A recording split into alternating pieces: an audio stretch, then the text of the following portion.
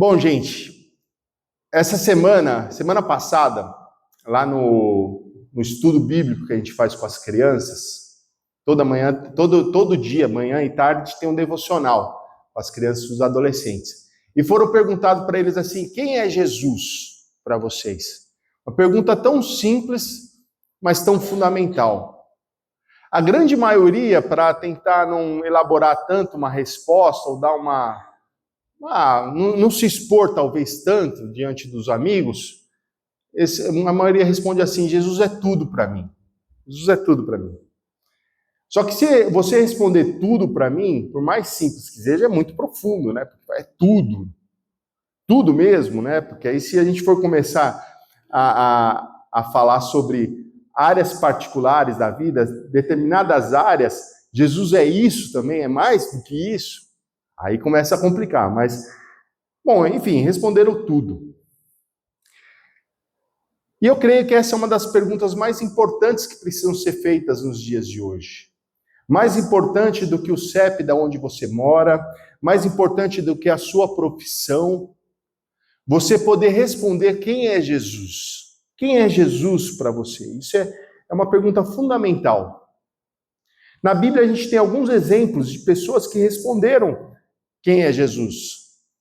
Em Mateus 16, lá, quando Jesus estava se referindo, estava um pouco chateado com que as pessoas estavam falando quem ele é, falavam que ele era Jeremias, que ele era João Batista, e ele pergunta para os seus discípulos mais próximos: e vocês, quem falam que eu sou? E Pedro se levanta e fala assim: tu és o Cristo, Filho do Deus vivo. Olha que coisa maravilhosa, respondeu corretamente. Apesar de alguns versículos mais à frente ter um pouco falado algumas coisas esquisitas, negado à crucificação de Jesus, né? Tomé reconheceu ele como meu Senhor, meu Deus. Para Herodes, era apenas um mágico. Jesus era um mágico para Herodes. Era assim que ele via Jesus.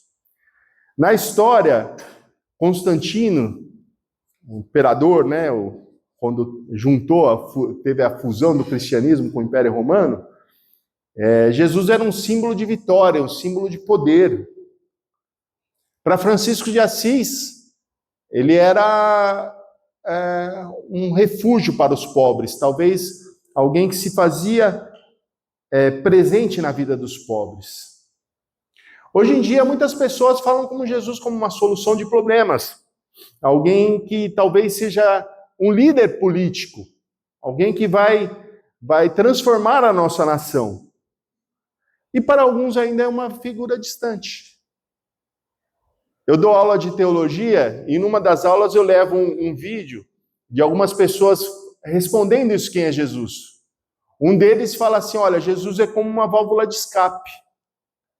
Eu vejo que muitas pessoas precisam, ele falando, né? Eu vejo que muitas pessoas precisam de uma válvula de escape. Jesus é essa válvula de escape. Diante de tantos problemas, é alguém que dá um alívio momentâneo para aquela pessoa. Então é assim que ele via Jesus, como uma válvula de escape. Mas como será que Jesus queria ser conhecido? Como ele se identificava para as pessoas? Em João 6,35 ele fala assim: eu sou o pão da vida.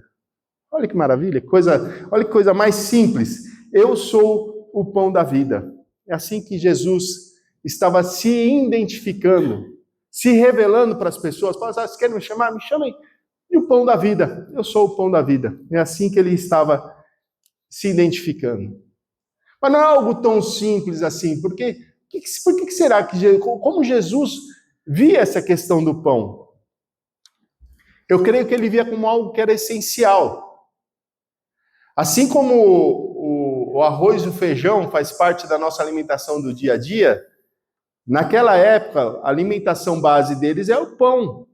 Era o pão. Então era algo extremamente essencial. Então quando Jesus estava falando, eu sou o pão da vida, assim como ninguém pode viver sem o seu pão de cada dia, para a sua vida espiritual, é essencial. Você não pode viver sem Jesus.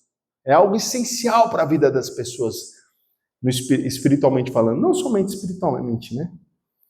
Como eu falei também, o pão, para Jesus se identificar como o pão da vida, é algo diário. É algo que eles comiam todos os dias, que fazia parte da rotina. Então Jesus estava proclamando, quando ele se auto-intitulava o pão da vida, estava falando assim, eu quero ser algo diário, algo participante todos os dias da sua vida, não em alguns momentos, mas todos os dias eu quero fazer parte da sua vida. O pão também é compartilhado, é partilhado. Aqui na declaração da membresia, né, foi perguntando se eles se comprometem em participar do partir do pão. Partir do pão é algo que precisa ser compartilhado. O pão é isso.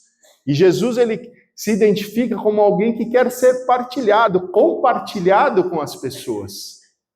Olha que coisa interessante, né? E o pão revela o amor de Deus. Né? Na fome, quando as pessoas estavam na fome, quando estavam no deserto, vinha o maná, teve a multiplicação do pão, que revela o amor de Deus. Então, como pão, Jesus é o reflexo do amor de Deus pelas pessoas. Olha que profundidade quando Jesus se auto-intitula o pão da vida. Né? Eu trouxe algumas questões para vocês, mas essas realmente mostram quem é esse Jesus na prática. Né? E a gente tem ainda outras referências, né? Como na oração do Pai Nosso, dê-nos o pão de cada dia, que Jesus utilizou essa mensagem, nos dê o pão de cada dia, como algo da dependência de Deus, de acreditar de que nós dependemos dele no nosso dia a dia. O pão revela uma dependência de Deus. Então, Jesus usou dessa forma, usou na multiplicação, na ceia. As pessoas gostam até hoje lá, as pessoas ficam me mandando mensagem que gostaram do vídeo quando eu participei no MasterChef, que eu falei do pão, mas aquilo para mim é tão profundo, aquela mensagem, quando Jesus fala assim, olha, esse é o meu corpo, e ele mostra o pão. Quando Jesus faz isso na ceia, ele fala, olha, é algo que vocês realmente fazem todo dia, então vocês têm que se lembrar do que eu estou fazendo, do sacrifício que eu estou fazendo, do corpo que está sendo entregue todos os dias. Olha que coisa profunda. Quando a gente para pensar na ceia, a ceia não é feita somente uma vez por mês. A gente faz como uma forma de simbolismo na igreja, e isso é bom, para lembrarmos. Mas a lembrança desse sacrifício, dessa entrega de Jesus por nós, ela tem que ser diária, porque o pão, naquela época, era algo diário, assim como o vinho. Então a lembrança tem que ser diária do sacrifício, da entrega de Jesus por nós. Então Jesus, ele usou de forma prática e repetiu diversas vezes, ele também usou, ele não só se identificou como pão, mas ele usou o pão diversas vezes para ilustrar os seus ensinos. Mas eu quero usar uma passagem específica para vocês, depois dessa introdução, né, para falar a respeito de Jesus ser o pão da vida, a forma de nós transmitirmos e levarmos esse pão para as outras pessoas e nós vivenciarmos esse pão. Tem uma passagem que é maravilhosa, que é ilustrada por Jesus, e eu quero ler com vocês em Lucas 24. Lucas 24, versículo 13. Você pode deixar sua Bíblia aberta. Eu vou estar falando aqui para vocês, né? Mas se vocês quiserem ir conferindo aí para ver se eu não estou falando alguma besteira, né? Às vezes tem gente que fala da Bíblia, mas não lê direito, não. Vocês vão conferindo. Lucas 24, versículo 13.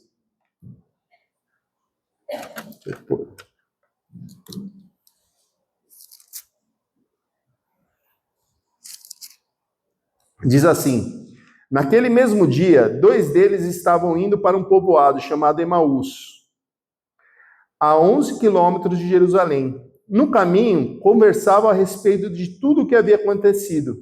Enquanto conversavam e discutiam, o próprio Jesus se aproximou e começou a caminhar com eles. Mas os olhos deles foram impedidos de reconhecê-lo. E aí?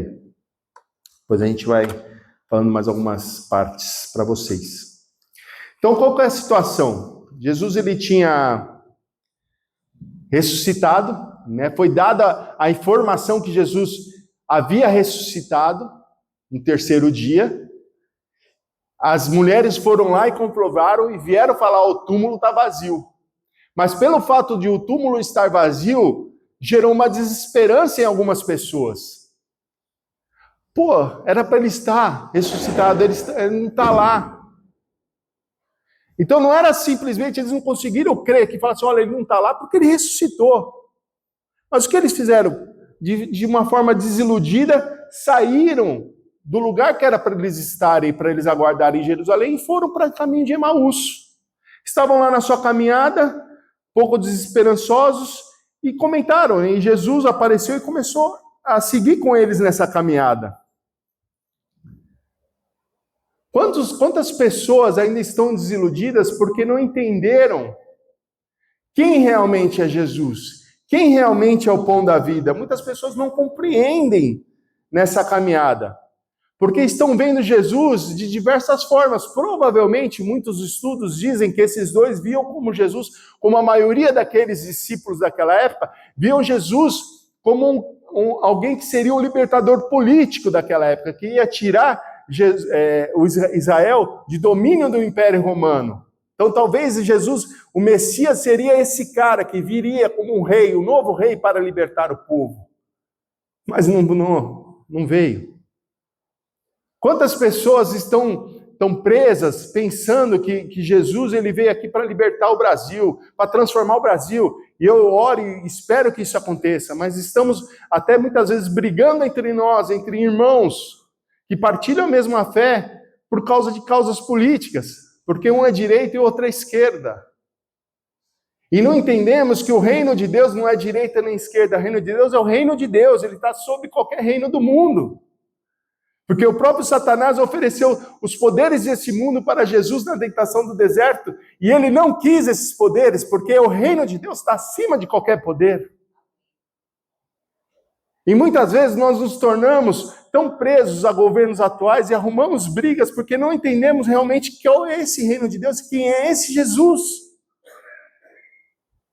O que ele pode fazer numa nação é praticamente o que eles viviam naquela época. Eles queriam ser libertos, queriam sair daquele poder, queriam viver para eles, viver com o conforto que eles tinham, mas não entendiam o que era viver o reino de Deus. Estavam desiludidos, e tantas pessoas, né? Hoje nós cantamos essa música muito forte, de clamar o nome de Jesus, pessoas que estão vivendo em depressão. Hoje estamos no mês de setembro, né? O mês do suicídio, contra o suicídio, número de pessoas que é alarmante, né? Cada 40 minutos uma pessoa está se matando, isso é terrível. A cabeça das pessoas, a desesperança que há nesse mundo, as pessoas estão desiludidas. Jesus já não é mais o pão da vida, não é aquele que alimenta, não é aquele que supre, não está alimentando. A ansiedade tem tomando conta cada vez mais dos jovens, dos adultos. As pessoas estão desesperadas, estão realmente desiludidas. Isso é algo comum. Na história, o pai da igreja metodista, que é o John Wesley, ele foi pregar, ele foi como missionário pregar lá na Geórgia, nos Estados Unidos, e não teve sucesso nenhum, as almas não se convertiam com as palavras dele. E ele voltou desesperançado para a Inglaterra. Porque também falava assim, eu sou um fracassado, não estava entendendo também o que era, quem era esse Jesus. Eu creio que o nosso Deus, ele tem grandes coisas para fazer na nossa nação, no nosso bairro, mas sob o governo dele, sob o governo de Deus. O que nós precisamos como igreja, no mundo que está tão desesperançado, um mundo que está repleto de informações, de acesso a informações, mas que está cego para a inteligência, precisa de uma igreja que caminha junto. Uma igreja que está caminhando junto, não que está tacando pedra. Não uma igreja que está negando aquelas pessoas que estão desesperançadas. E eu volto a falar para vocês, eu não sigo partido nenhum, não sou direita nem esquerda. Tá? Não estou falando disso. Estou falando de caminhar com pessoas que estão desiludidas nesse mundo. Na nossa região nós temos muito isso. Pessoas lá na favela, a gente fala que o acúmulo de problemas sociais, eles eleva ao quíntuplo numa favela, porque são tantas coisas que acontecem lá, que cada vida é uma história diferente e a gente é bombardeado com notícias tristes quase que diariamente da realidade que a gente acompanha. E a gente tem que estar caminhando junto, tem que se dispor em caminhar junto, como igreja, como pessoas que estão lá refletindo esse amor de Deus. Uma pessoa, um influenciador, o Felca, não sei se vocês viram, que ele falou sobre o problema da adultidade. A criança fica adulta cedo, né? Eu não sei falar esse termo. Mas assim, cara, isso é uma coisa que a gente já vive na favela há muito tempo. Há um mês atrás, uma menina que a gente cuidou dela, desde pequena, ela teve que sair do nosso trabalho porque ela foi morar no Paraisópolis. E a gente perdeu o contato, não tinha mais como frequentar. Menina de 13 anos, está grávida. E é uma menina totalmente inocente. Mas que está sobre aquele efeito da cultura do funk, da sensualização, da sexualização. E está morando agora com maior de idade. 13 anos morando com maior de idade. E grávida. Grávida. Você consegue imaginar como será essa criança quando nascer? Uma criança não vai conseguir cuidar como uma mãe de outra criança. Ela vai brincar como uma criança. Porque ela não está na idade ainda para isso. Agora, se vocês trouxerem para as periferias de São Paulo, o número de gravidez precoce é 53%. 53%, provavelmente nessa periferia aqui, está dentro desses 53%, é muito. Isso já há anos que vem acontecendo. Então, são pessoas que vai gerando, estão vivendo uma rotina que assim, não tem ninguém querendo caminhar, é mais fácil você afastar. Lá, essa semana, a Karen me falou que uma das missionárias falou assim para as crianças, falou assim, olha, eu desisto de fazer um projeto de leitura com vocês, da forma que eu estou fazendo, porque vocês não têm interesse, vocês não querem saber de leitura. Aí a Karen falou, não pode desistir, não existe a palavra desistir. Não é num momento de desesperança a gente desistir, aí sim que a gente tem que estar disposto a caminhar junto. Há muita desesperança, há muita notícia ruim, há muita gente que não está conhecendo a Cristo e está vivendo de uma forma que está ladeira abaixo. E é nessa hora que a igreja tem que se fazer presente, tem que falar assim, eu quero caminhar junto. Como instrumento do reino, como um lugar de reino, é caminhar junto com pessoas que estão desiludidas, que não conhecem verdadeiramente esse pão da vida, que não estão se alimentando.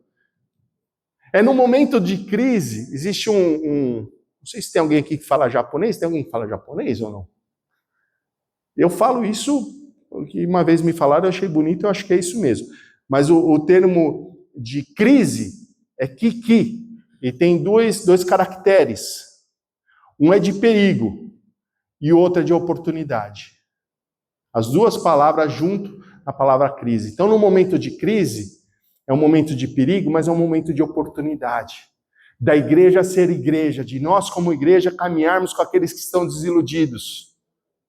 É um compromisso que a gente assumiu aqui com aqueles que são novos-membros, mas com aqueles que também estão desiludidos aí fora, as pessoas da nossa família que estão sofrendo, estão desiludidas, é o momento de alguém estar caminhando junto, falando assim, olha, estou aqui para caminhar com você.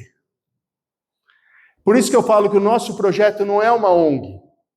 Que uma ONG, se você vê uma criança, por exemplo, eu trabalhei numa ONG há anos atrás, e uma família perdeu, 4 crianças perderam o pai e a mãe.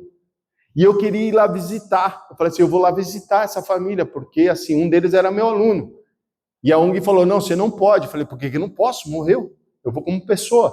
Falei, não, mas você representa a gente. Você trabalha aqui. Vai fazer diferenciação entre as crianças. Eu falei, não, eu não quero isso para mim, não.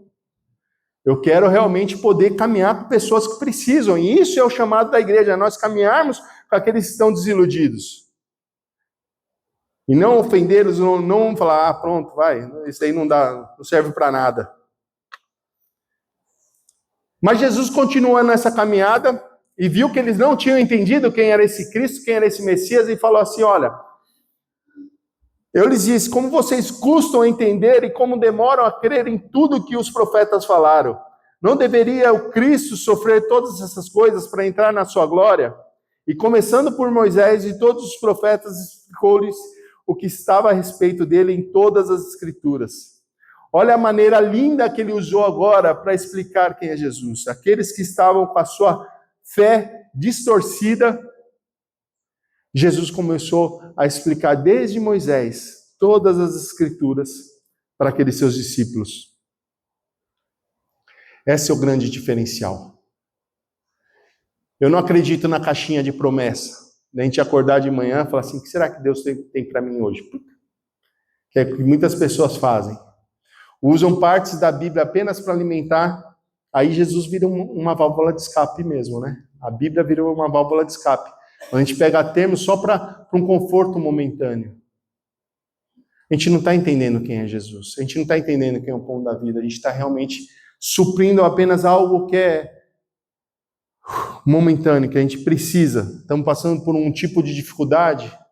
Então vamos lá, vamos pegar textos que possam suprir talvez essa minha angústia de forma momentânea.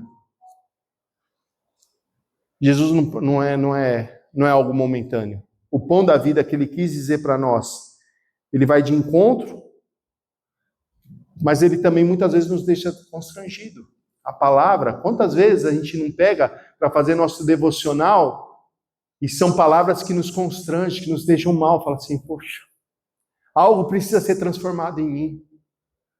Precisamos mais entender e ler a Bíblia por completo, não em partes.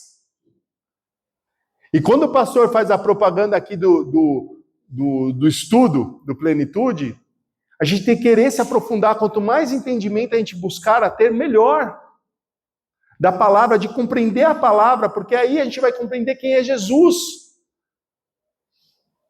Não somente para coisas que nos interessam, que nos fazem bem ou que nos agradam. Muito pelo contrário. Se a gente está fazendo isso, a gente está deixando de se alimentar de tanta coisa, preciosidades ricas, por mais que às vezes vão de encontro com quem nós somos, né? Talvez possa ser algo que fala assim, poxa, vai nos constranger, mas é um alimento rico que nós temos, é um pão extremamente nutritivo que nós encontramos aqui quando nos aprofundamos no estudo dessa palavra. Essa semana eu encontrei um menino que cresceu com a gente na igreja, ele fazia parte de um orfanato. E ele tem 45 anos. E ele crescia junto com a gente e tinha outros irmãos, né? Enfim. E eu sei que esse menino apanhou muito na vida. Aí ele disse que, enfim, o orfanato foi desfeito antes de completar 18 anos, teve muitos problemas. Ele foi para o Rio de Janeiro, encontrou a mãe dele, e ele falou que ele procurou a mãe dele, e ele me contando essa semana, né? Eu todo na expectativa, e aí, como foi o encontro com a sua mãe? Ele falou, então, cara, eu procurei em tudo quanto é lugar e consegui encontrar. Aí a esposa dele, na época, fez uma surpresa para ele. Chamou a mãe dele estava esperando ele em casa para quando ele voltasse do serviço. E ele demorando, ela ligou para ele, vem logo, né? Daí ele foi, o que será que está acontecendo? Chegou lá, estava a mãe. A mãe foi dar um abraço nele. Ele falou, não, para. Senta aí, vamos conversar. Por que a senhora me largou? Começou a falar um monte de coisa. Pôs tudo para fora. Aí falou, pois bem, mãe, era isso que eu queria ouvir. Agora eu quero que você ouça da minha boca. Nunca mais quero ver a senhora. Nunca mais quero ver a senhora. Aí, de repente, ele chega e fala assim, e meus filhos estão crescendo na palavra de Deus. Meus filhos, eles têm que aprender a pedir desculpa para as pessoas, têm que reconhecer um pai, não sei o quê, e fala. Eu falei, cara, deixa eu falar uma coisa para você. Não é querendo te pôr na parede, mas não seria bom você perdoar sua mãe? Vai ser bom para você, seria bom para ela. Ele falou, não, ela já morreu, graças a Deus que morreu. Aí ele contou outros episódios e falou assim, não tem que perdoar, quem perdoa é Deus. Eu falei, mano, você não conheceu ainda a palavra. Porque o perdão é o maior reflexo do amor de Deus. É a maior transmissão do amor de Deus que a gente pode dar para uma pessoa quando a gente perdoa alguém. A gente está refletindo o amor de Deus por nós. Então não compreendeu. Então a sociedade muitas vezes está compreendendo partes da Bíblia. E eu questiono muito a questão, às vezes, de nós fazermos evangelismo entregando folhetos. Toma, Deus te abençoe, Deus te abençoe. E a pessoa, é lógico, o Espírito Santo quem convence a pessoa do pecado de juízo. Então a gente pensa que somente por estar lendo aquele texto vai ser o suficiente. E esquecemos a importância de caminhar junto como Jesus fez, e não entregar somente partes. Porque as pessoas só estão recebendo partes, às vezes coisas que agradam. Cultos na favela lá, tem de monte de pessoas que lá, campanhas da vitória. Mas sabemos que uma vida com Cristo também tem a cruz, não é somente uma vitória, que a olhos humanos não é uma vitória. E nosso trabalho lá na favela tem sido isso. Instruir essas crianças, esses adolescentes e essas famílias. É realmente levar a palavra. Tem muitos projetos ligados a igrejas que gostam de fazer, por exemplo, a alfabetização através da Bíblia, que é bacana. Tem outros tipos de estudos baseados em textos bíblicos. Aquela coisa, precisamos levar a Bíblia. Não, a gente entende lá, não estou questionando quem faz isso, mas a gente não faz, porque tem métodos de alfabetização que são fantásticos, são esses que a gente usa. A gente usa uma plataforma de ensino online lá com as crianças. Mas o momento do devocional é precioso, a gente precisa ter esse momento de devocional com essas crianças. Ensinar a palavra e ter vontade que elas compreendam os textos bíblicos. Então a gente tem os estudos, a gente tem esse tempo de devocional, esse momento junto com eles. Tem sábado é o nosso tempo de culto, né? Então é o tempo de ensino bíblico da palavra, de ensinar com eles. Eu já falei isso aqui a outra vez que eu vim, mas eu sempre repito em todas as igrejas, que muitas vezes as pessoas chegam no final do ano, vai começar agora, um peso na consciência e falam, eu quero levar a cesta básica aí na sua comunidade. Mas a gente não quer só levar a cesta básica, a gente quer fazer uma pregação. Eu não aceito mais. Falei assim, você traz a cesta, deixa que a gente está fazendo a pregação. Ah, não, mas a gente precisa. Aí vão com outras pessoas e falam assim, a gente quer levar, mas quer fazer uma pregação, pode vir. Abrem lá o caminhão, várias cestas atrás, e começa a pregar. Quem quer aceitar Jesus? Geral levanta a mão. Eu quero.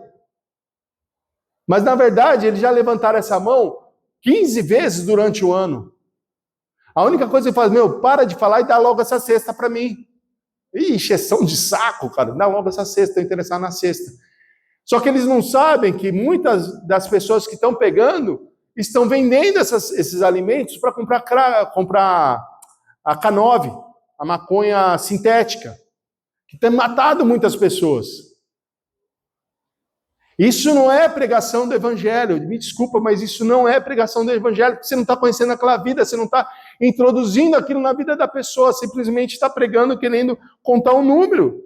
Isso não é missão.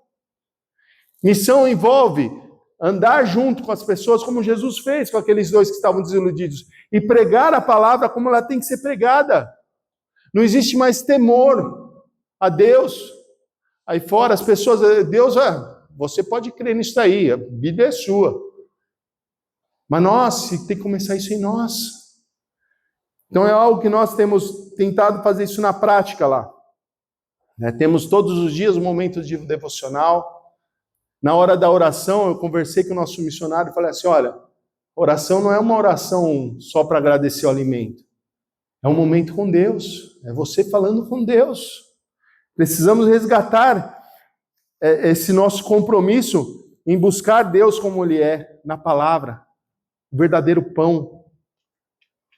De entender o que realmente Jesus fez por nós.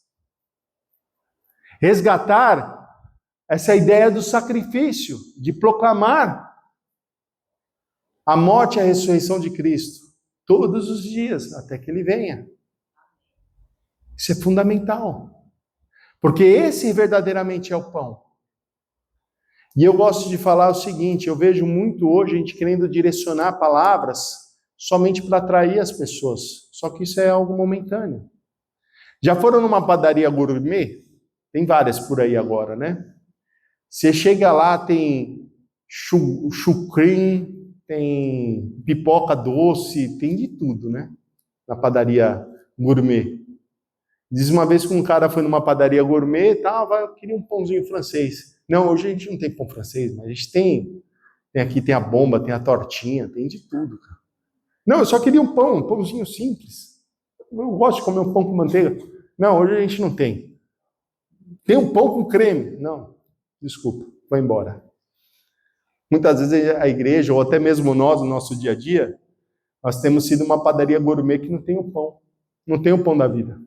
Tem tantas coisas, né, para oferecer, mas o que realmente importa, a gente não oferece, que é esse Jesus que alimenta, que transforma. O pastor aqui ele falou assim que muitas vezes a gente não tem que buscar o milagre. A melhor coisa que a gente pode fazer é buscar o pão, aquele que é o dono do milagre, porque você busca ele, ele cuida de nós. Ele cuida de nós. É uma grande diferença em buscar o milagre, porque você está focado no milagre. Mas quando você está buscando a Deus, o pão da vida, ele cuida de nós. Assim como dá-nos o pão nosso de cada dia, ele vai dar, ele vai cuidar de nós. Como ninguém neste mundo pode cuidar. Então essa é uma das nossas... que é difícil nos dias de hoje, viu? Eu vou falar que não é fácil. Você poder fazer esse tipo de trabalho não é fácil. A gente enfrenta diversos desafios com as nossas crianças, com os nossos adolescentes, com as nossas famílias, de entenderem quem é esse pão, mas a gente precisa ter essa disposição em ensinar verdadeiramente quem ele é, e ter esse temor a Deus. Mas, por fim, né, chegando ao fim, na verdade, não é só caminhar junto, não é só explicar verdadeiramente nas palavras, estudar a Bíblia a fundo para entender quem é Jesus. Nesse texto aqui, na parte de 28 a 31, está escrito assim: ao se aproximarem do povoado para o qual estavam indo, Jesus fez como quem ia mais adiante. Aqui eu acho que Jesus estava dando uma migué, falou assim, vou fingir que eu vou embora, né? Só para ver o que eles vão falar. Aí Jesus não foi, né? Mas eles insistiram muito com ele, fique conosco, pois a noite já vem e o dia já está quase findando. Então ele entrou para ficar com eles. Quando estava à mesa com eles, tomou o pão e deu graças, partiu-lhe e o deu a eles. Então os olhos deles foram abertos e o reconheceram. E ele desapareceu da vida deles, da vista deles. Creio que essa aqui é a parte mais emocionante desse texto. Porque foi somente no partir do pão, foi no estar à mesa, que os olhos deles foram abertos. Teve o caminhar com Jesus, teve o caminhar junto. Teve a explanação da palavra, das escrituras, o ensino. Mas também teve o partir do pão. Porque foi nesse exato momento que os olhos deles foram abertos. Então não basta conhecer a Bíblia, é fundamental conhecer a Bíblia. Mas é preciso conhecer Jesus no cotidiano, no dia a dia. Temos muitos exemplos na Bíblia, né, de pessoas que conheceram Jesus à mesa, no tempo de mesa. Zaqueu, quando foi transformado, quando chamou Jesus para estar na sua casa. A igreja primitiva, a gente tem o texto lá em Atos 2,46, né, que crescia partindo pão de casa em casa.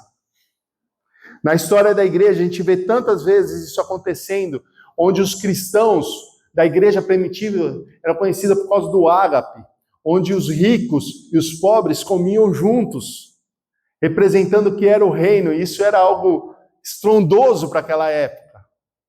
Mas era algo que acontecia na igreja primitiva.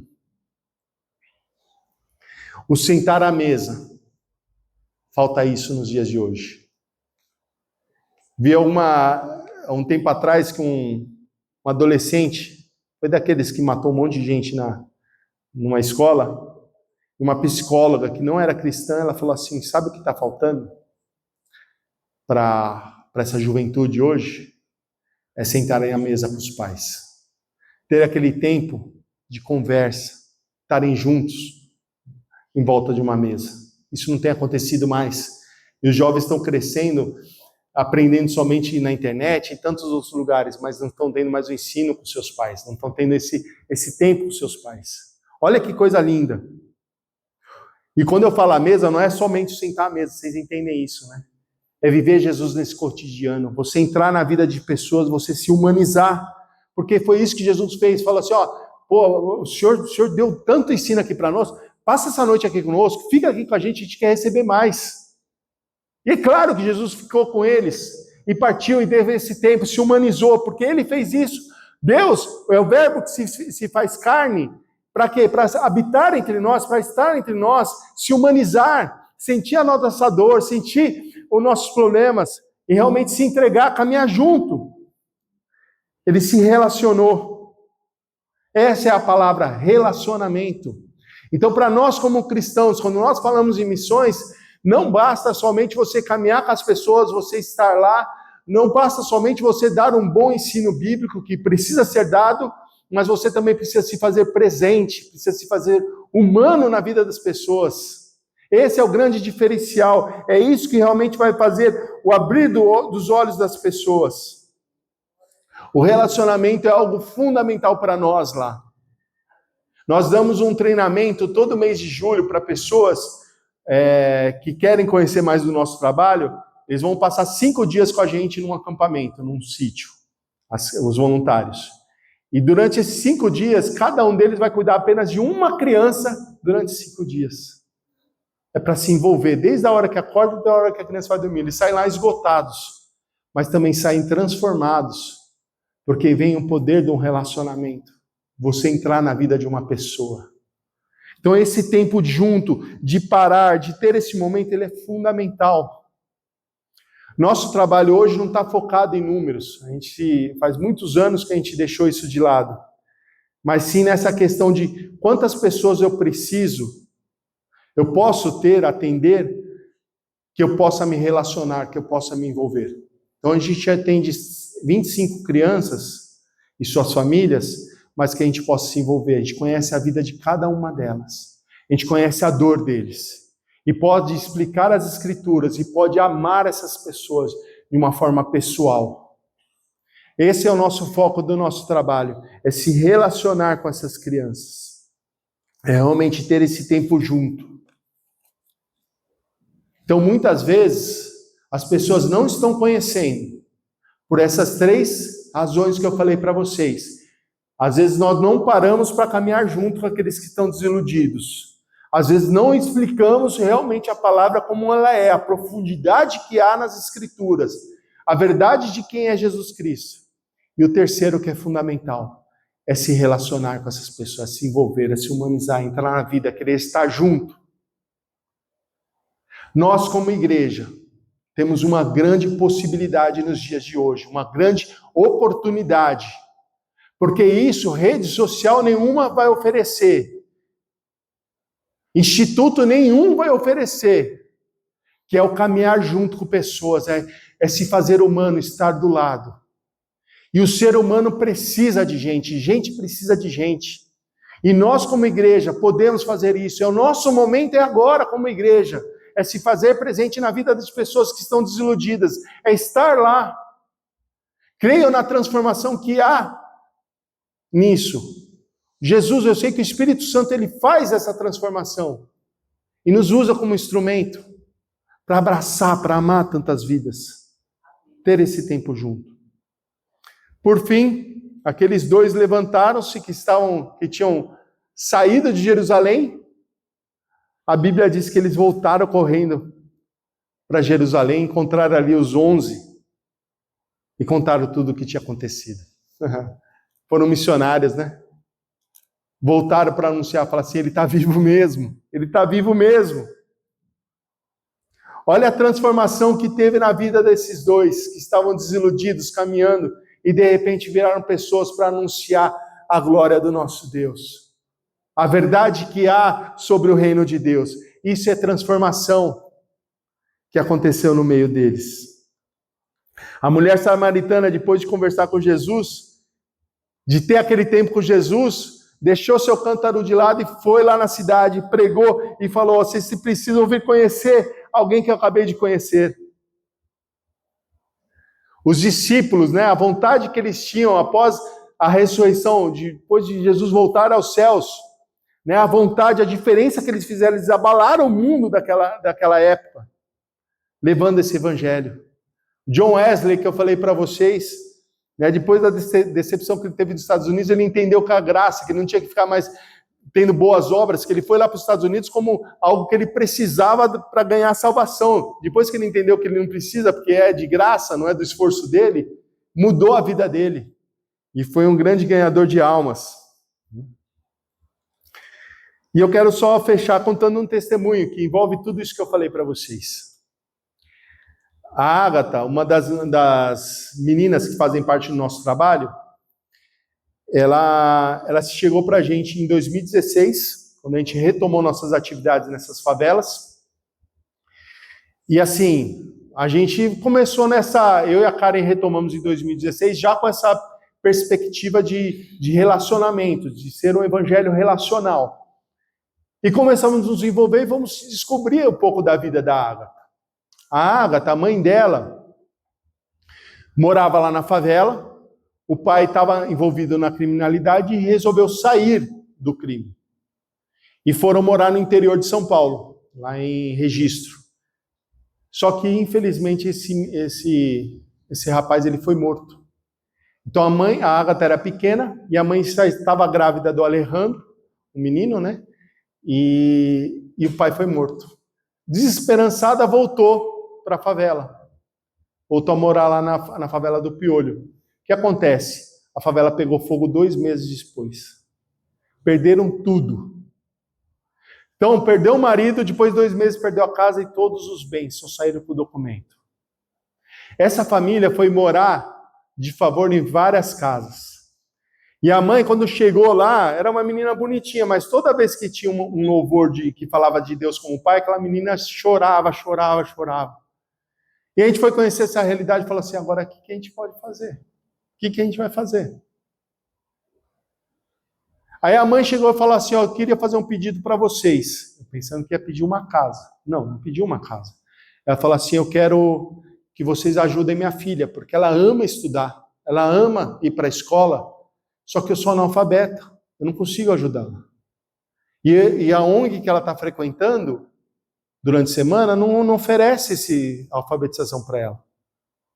Aí a gente começou o nosso projeto educacional em 2018, por causa do pedido dessa mãe. E trouxemos ela para o projeto e ela começava a frequentar. Aí falamos assim, e a sua situação de casa? Ela falou assim, olha, está muito difícil. Falei, vamos fazer uma campanha, a gente vai construir uma casa para você. A loucura de quem não entende nada de obra, que sou eu.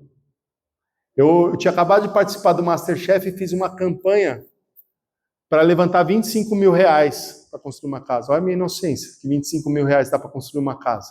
Passou de 70 mil, mas a casa foi construída. E a Ágata tinha um quarto, a mãe tinha um quarto, o Alejandro tem um quarto. Uma casa de 3 quartos na favela, de alvenaria. Foi presente de Deus para aquela família. Mas a história ainda não acabou. Porque depois de um tempo, tanto amor que foi despejado, e aquela menina aprendendo e crescendo, a Ágata decidiu se batizar. Falou assim, eu quero anunciar que agora eu tenho uma nova vida. E se batizou. A Ágata, depois disso, foi para um colégio particular. Hoje ela está num colégio particular. A menina está se desenvolvendo muito. E hoje, né, quem se batiza, ele se torna um monitor. Lá no Mochileiros, a gente chama de monitor aquele que cuida de todo mundo. Né? Então eu, a Karen, todo mundo que é batizado é monitor. Os adolescentes que estão aprendendo são submonitores e as crianças são os mochileiros. Então ela se tornou uma monitora. Agora ela não tem mais tempo, mas ano passado ela estava ajudando no projeto educacional, ensinando as crianças a ler e escrever. Aquela menina que precisou, agora ela estava ensinando. Essa é a dinâmica do reino. Essa é a dinâmica do reino. Esse é o cuidado de Deus. Quando a gente olha para Ele como nosso Senhor, nosso Salvador, entendemos quem é o pão da vida, deixa que Ele cuida do resto. E isso não tem nada a ver com prosperidade, é cuidado de Deus. Ele cuida de nós para que a gente possa cuidar dos outros. Esse é o Deus a quem nós servimos. E é esse Deus que nos deu o grande exemplo, através de Jesus, através do pão da vida. A importância que há no partir o pão, juntamente com caminhar junto com pessoas que estão desiludidas, explicar a palavra de Deus, mostrar verdadeiramente quem é Jesus, quem é o pão da vida, mas se envolver, ser humano. A diferença que isso há na vida das pessoas é incrível. Nós temos que crer que uma igreja é a igreja, né? Não uma igreja, a igreja é o único instituto, a única instituição que pode fazer esse tipo de transformação. A única, somos nós. Então que como igreja, a gente continue se alimentando desse pão e levando esse pão para tantas pessoas que precisam. Amém? Vamos orar? Deus, obrigado. Obrigado porque tua palavra ela é viva, Senhor. Os teus exemplos são vivos. Os teus exemplos se encaixam muito bem nos dias de hoje, Senhor. Obrigado porque o alimento que nós recebemos do Senhor, ele é maravilhoso. Ele preenche a nossa vida. Somos gratos porque temos esse pão da vida, nos alimentamos dele diariamente. E assim como o Senhor nos deixou esse exemplo, Senhor, que a gente possa aprender a caminhar com pessoas que estão desiludidas, que ainda não entenderam quem é o Senhor. Que a gente tenha disposição e sabedoria para ensinar através das Escrituras quem é realmente o Senhor. Quem é este pão? E, Senhor, que a gente se faça presente na vida de pessoas. Que nós sejamos humanos. Assim como o Senhor, ainda hoje, se faz presente em nossas vidas através do Espírito Santo. Que a gente seja assim na vida de pessoas. Seja presente. E que os nossos olhos possam contemplar o nome de Jesus sendo glorificado, em vidas sendo transformadas através do seu amor, o único que verdadeiramente transforma. Deus, eu te louvo pela igreja aqui da IPI de Rio Pequeno, Senhor. Pela parceria, pelo companheirismo, de estar junto com a gente. E que ela continue sendo luz aqui nesse bairro, Senhor. E aonde ela estiver, durante a semana, durante os outros dias, que a sua luz, o seu pão, seja levado. E o seu nome glorificado. Em nome de Jesus, Senhor. Amém. Amém, gente. Obrigado. Agradeço.